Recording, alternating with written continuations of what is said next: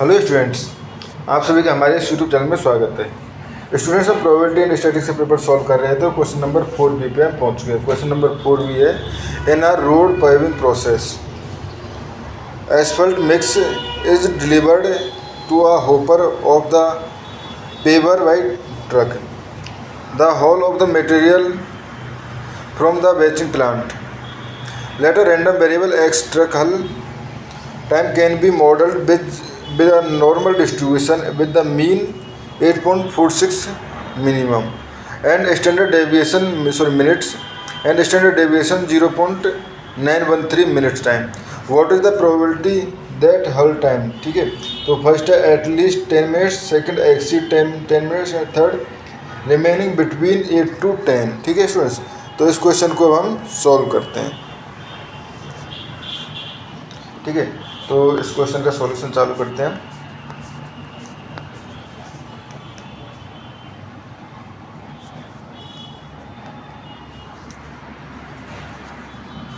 क्या क्या गिवन है हमारे पास, पहले वो चीज़ इंपॉर्टेंट है। ठीक है, तो बेसिकली हमारे पास ये नॉर्मल डिस्ट्रीब्यूशन गिवन है। ठीक है, नॉर्मल डिस्ट्रीब्यूशन गिवन है विद द मीन क्या हुआ, मीन क्या दिया हुआ था क्वेश्चन में 8.46।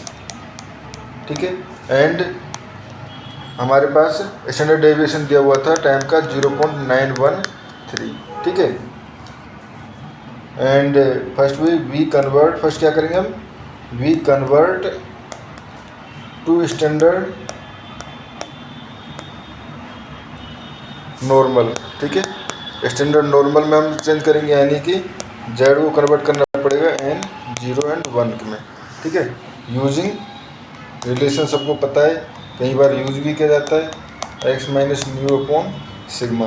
ठीक है स्टूडेंट्स, तो अब पहले इसको हम कन्वर्ट करते हैं। 4x पहले first 4x equal to 10, x equal to 10 के लिए देखें तो z1 equal to 10 minus 8.46 upon 0.9 कितना था 13।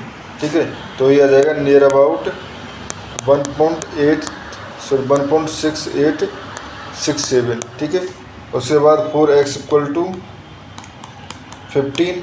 ठीक है, तो z2 इक्वल टू अगर हम इसके लिए निकालेंगे तो 15 minus 8.46 upon 0.913 which will be near about 7.1632। ठीक है, एंड 4x इक्वल टू 8। ठीक है, z3 इक्वल टू आ जाएगा 8 माइनस 8.46 इंटू 0.913। ठीक है, which will be near about minus 0.5038। ठीक है स्टूडेंट, जब z की वैल्यू जब हमारे पास निकल चुकी है तो अब देखो पहला काम है probability of x greater than 10 के लिए था ना। ठीक है, probability of x greater than 10, तो ये हो जाएगा हमारे पास 1 माइनस, क्योंकि ये हमारे पास जो वैल्यू होती है हमारे पास जेड टेबल में वो लेस देन टर्म्स होती है। ठीक है, तो यहाँ पे 1 माइनस 5 1 जेड, जो कि बेसिकली 1 माइनस 5 जेड की वैल्यू एट कितने पे 1.6867 पे, तो ये आपकी आ जाएगी नियर अबाउट कितना, बेसिकली ये वैल्यू जो होगी ये आपको जेड टेबल में से मिल जाएगी 0.9541। ठीक है, तो 1 minus 0.9541 will be near about equal to 0.0458। ठीक है, तो p x ग्रेटर देन 10 के लिए। ठीक है, now probability of x greater than 15, basically ये वही 1 माइनस 5 z2 या 1 माइनस 5 z2 के लिए जो हमारे पास z2 की वैल्यू आई थी वो कहते हैं 7.1632। ठीक है, ठीक है स्टूडेंट्स, तो यहाँ से हमारे पास ये वैल्यू जो होती है बेसिकली हमारे पास इफेक्टिवली 1 होती है, ये वैल्यू 1। ठीक है, इफेक्टिवली 1, सो टेल भी न्यूमेरिकली इसको कैलकुलेट किया जाता है, which will be near about आता है हमारे पास 3 बेसिकली ये नियर अबाउट 0, क्योंकि 1 से बड़ा है तो नियर अबाउट 0 होता है, तो ये आपके आएगा पी एक्स ग्रेटर देन 10, तो ये नियर अबाउट बनाएगा तो ये नियर अबाउट 0 हम कह सकते हैं। बेसिकली अगर न्यूमेरिकल कैलकुलेट करते हैं, बेसिकली आप इसको सॉल्यूशन तो आप 0 दे सकते हैं, लेकिन अगर न्यूमेरिकल कैलकुलेट करते हैं, कैलकुलेशन करते हैं, तो ये 3.94 इंटू 10⁻13 विच इज नियरली 0। ठीक है। उसके बाद सेकंड है, थर्ड है हमारे पास probability of 8 less than x less than 10। तो बेसिकली इसको हम कह सकते हैं 5z1 माइनस 5z3। ठीक है, क्योंकि आप इसको ऐसे ले लीजिए बोले प्रोबेबिलिटी ऑफ यहाँ पे आप कह सकते हो, देखो probability of 8 less than x, तो ये हो जाएगा हमारे पास 1 माइनस 8 से ऊपर के लिए अगर हम निकालें तो ये हो जाएगा 5z1। ठीक है, एंड माइनस, ठीक है, फिर ये हमें चाहिए x लेस देन 10 के लिए, और हमारे पास जो, ठीक है, तो ये हो गया हमारे पास x लेस देन 10। तो स्टूडेंट्स ये हो जाएगा हमारे पास 1 माइनस, और ये हो जाएगा 5z3। ठीक है, तो 1 से 1 कट जाएगा और ये हो जाएगा 5z1 माइनस z3। ये इससे क्यों हो गया, कुछ तो गड़बड़ हुआ है स्टूडेंट्स इसमें। ठीक है, एक सेकंड में इसको वेरीफाई कर लेता हूँ। तो basically probability of x less then 8।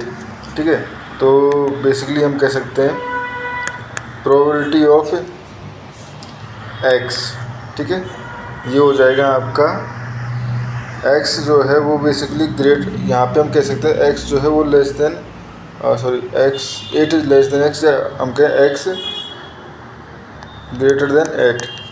ठीक है, और ठीक है, तो ये हो जाएगा आपका px ग्रेटर देन 8, एंड ये हो जाएगा 10 के लिए अगर हम देखें तो px less than equal to 10। ठीक है, ठीक है स्टूडेंट्स, तो यहाँ से अगर हम देखें तो ये हो जाएगा हमारे पास, हमें चाहिए बेसिकली 8 और 10 के बीच में, तो हमें पहले प्रोबेबिलिटी 10 तक हम निकालें तो ये हमारे पास यहाँ से निकल जाएगा। ठीक है, और उसमें से माइनस कर देना है इसको, तो ये हो जाएगा हमारे पास प्रोबेबिलिटी ऑफ बेसिकली 5z3।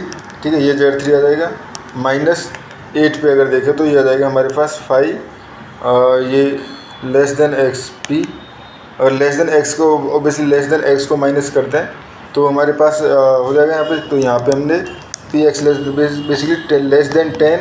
ठीक है, प्रोबेबिलिटी ऑफ ये less than x less than 10 हो गए, और ये हो गया probability of x less then 8, तो दोनों के बीच का पार्ट जो है वही हो जाएगा। ठीक है, तो इसलिए 5z3 माइनस 5z1, तो ये हो जाएगा हमारे पास 5, मतलब वैल्यू ऑफ इसकी चाहिए माइनस 0.5038। ठीक है, और ये तो हमारे पास है 5z3। ठीक है स्टूडेंट्स, ये हो गया हमारे पास, एंड 5z1 जो था वो था हमारे पास 0.9 बेसिकली z1 क्या था हमारे पास, z1 कैलकुलेट किया था ना हमने, z1 था 1.687, तो ये हो जाएगा 1.687, तो दोनों की वैल्यू जो हो जाएगी हमारे पास ये हो जाएगी 5z1 की वैल्यू जो हो जाएगी वो हो जाएगी 0.9541 माइनस, ठीक है, एंड 5 इसकी वैल्यू जो हो जाएगी हमारे पास ये हमारे पास ये 5z3 है, z3 की वैल्यू जो है वो हो जाएगी हमारे पास 0.3071। ठीक है, 0.3071 ये हमारे पास हो चुकी है 5z3 ये ठीक है। z3 हमने 10 पे लिया था क्या, नहीं स्टूडेंट्स, थोड़ा सा मैंने मिस्टेक कर दी थी, इसको देखो क्लियरली समझ लेते हैं। z1 जो लिया है हमने, z1 जो लिया है वो लिया है 10 के लिए, ठीक है, और z3 लिया है 8 के लिए, तो हमें चाहिए probability of x less then 8 less than x less than 10। ठीक है, तो basically probability of x less than 10 minus probability of x less then 8। ठीक है, तो ये हो जाएगा हमारे पास 5z1 माइनस 5z2। ठीक है, बेसिकली 1 माइनस ऑब्वियसली 1 माइनस, और ये इस तरह से आएगा ना, तो ठीक है, नहीं सॉरी 1 माइनस तो आएगा नहीं, क्योंकि लेस देन का साइन ऑब्वियसली है, तो ये हमारे पास 5 at z1 एंड -58Z3, ठीक है, ये हो जाएगा। अब 5Z1 जो है वो बेसिकली आपके पास क्या है, Z1 जो है वो है आपके पास ये रहा हमारे पास टेम्परेचर 1.6887 1.687 -5Z3 जो है वो आपका है -0.5038। अब ये वैल्यू जो है वो है हमारे पास, इसकी जो जेड टेबल से अगर वैल्यू हम देखें तो जेड टेबल से वैल्यू आती है 0.9541, ठीक है, माइनस, और इससे हम देखें तो ये आएगी वैल्यू हमारे पास 0.3071, विच इज़ नियरली अबाउट 0.6470, ठीक है स्टूडेंट्स। तो ये हमें निकालना था। इसमें ऑब्वियसली कुछ थोड़ी सी मिस्टेक हुई थी, कैलकुलेशन मिस्टेक हुई थी, हमसे थोड़ा सा कंफ्यूज हो गए थे, ठीक है। बाकी ये हमारे पास इसका फाइनल सॉल्यूशन है, ठीक है स्टूडेंट्स। तो इस वीडियो में इतना ही, थैंक यू।